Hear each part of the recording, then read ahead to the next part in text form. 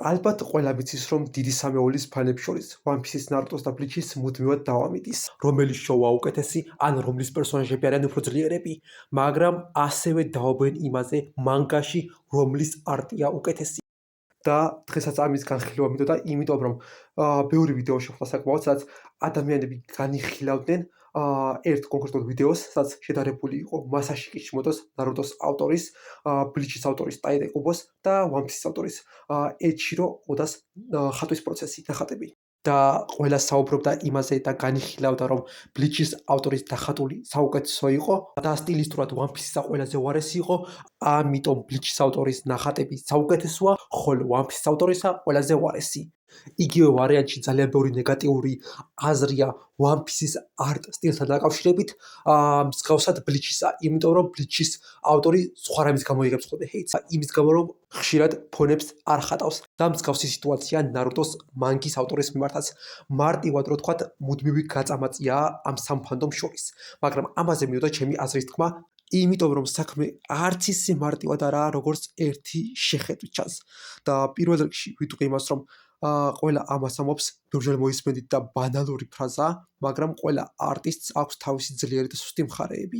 მაგალითისთვის, ამ შემთხვევაში რაც იყო შედარებული, არტ სტილი და პერსონაჟების დიზაინები, რაშიც Bleach-ის ავტორი მე თუ მგიხავთ ყველაზე ძლიერია და Naruto-s, Bleach-ის და One Piece-ის ანიმეებიდან საუკეთესო დიზაინები აქვს და ასევე სტილის მხრივაც ყველაზე დახვეწილი სტილი აქვს და ყველაზე ლამაზი. ესთეტიკური თვალსაზრისითაც და ტექნიკური თვალსაზრისითაც.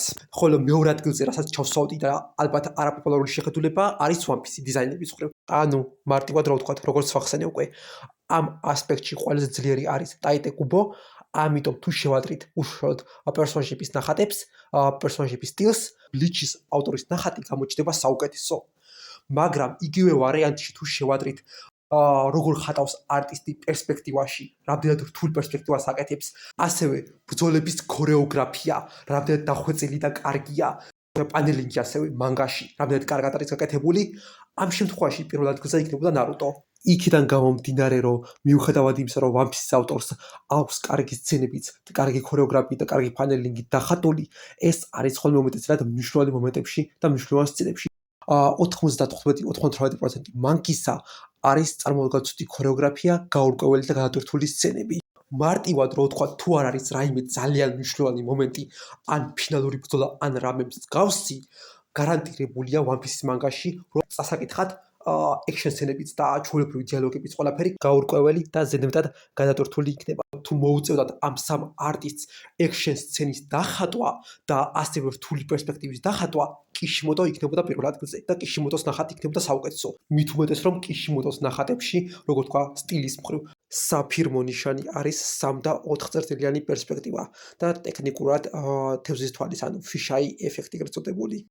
ხოლო საქმე რო ყოფილიყო და განხილვა ყოფილიყო უშუალოდ კომპოზიციებისა, ანუ ინდივიდუალური ნახატები დიდი კომპოზიციებსაც ბევრი პერსონაჟია განაწილებული და ასევე განვიხილავდით ვიზუალურ თხრობას ამ ნახატებში, visual storytelling და ფონების დიზაინს, ამ შემთხვევაში პირველ ადგილზე იქნებოდა One Piece-ი, შემდგომ Naruto და ბოლოს Bleach-ი.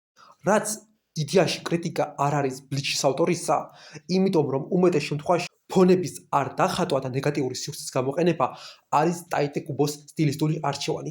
იმიტომ რომ როგორც თქვი, მისი ძლიერი მხარე არის პერსონაჟების დიზაინები და უნდა რომ ნახატში აქცენტი იყოს გაკეთებული პერსონაჟებზე და არა ფონზე.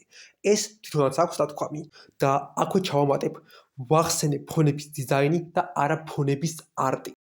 იმიტომ რომ თუ მნიშვნელოვან პანელებზე არ მიდგება საქმე, როგორც ვიცი, სამივე ამ ავტორთაგანი და ასევე 90-99% მანგაკებისა ფონებს თვითონ არ ხატავს. ფონებს ხატავენ ასისტენტები. აქედან გამომდინარე, როგორც თქვი, სამივე არტისტს თავისი ძლიერი და თავისი სუსტი მხარეები აქვს. და ასევე არის რაღაცები, რაც არის უბრალოდ სტილისტური არჩევანი. მაგალითისთვის, როგორც თქვი, ტაიდე კუბო თვითონ ირჩევს და თვითონ თავის გადაწყვეტილებაა, რომ ფონები არ დახატოს. არ არის ის შემთხვევა, რომ ფონების ხატვა არ შეუძლია. და იგივე ვარიანტში ეჩირო ოდა მიზანმიმართულად ირჩევს უფრო მეტად მულტფილმის მსგავს ქართუნის სტილს. მიუხედავად იმისა, რომ რეალისტურ სტილში შეუძლია ხატვა.